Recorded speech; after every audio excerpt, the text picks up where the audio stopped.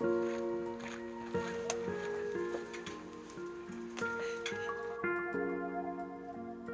parc de la Rivière-Gentilly, c'est un endroit de plein air, de sport, de détente, familial, entre amis.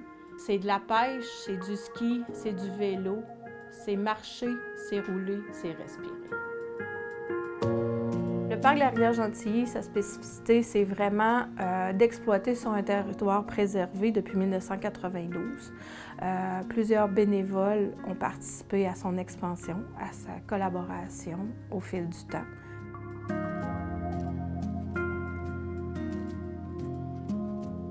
La cohorte Proaction nous a amené à penser à différents volets. Pas seulement le côté environnement qui était au cœur de nos préoccupations, mais bien aussi d'inculquer le volet social, gouvernance et économique à nos actions pour que les gens puissent en profiter.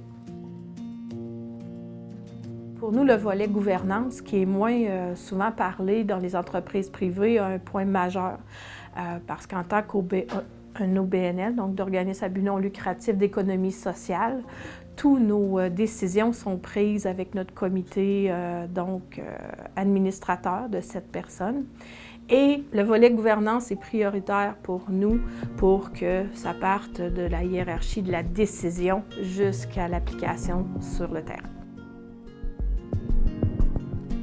Proaction nous a amené aussi à développer certains projets, certaines cibles. Entre autres, on a revu nos pratiques en gestion des déchets et des recyclages. On est passé de 42 conteneurs de poubelles traditionnelles, de poubelles noires, à la mise en place de conteneurs fixes. On a également mis en place un jardin des monarques, donc un espace de repos en collaboration avec Desjardins et la Fondation David Suzuki pour valoriser l'importance des insectes pollinisateurs dans la biodiversité.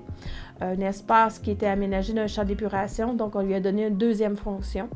On a également amélioré nos systèmes informatiques afin de rendre plus efficace le travail de notre personnel à l'accueil. On a aménagé des espaces pour l'entretien des équipements dédiés pour séparer entre mécanique de véhicules et vélos. On a également offert des conditions de travail différentes à nos employés. Donc, ça nous a amené à se questionner sur diverses pratiques. Et ceux-là, c'est les gros projets de l'année.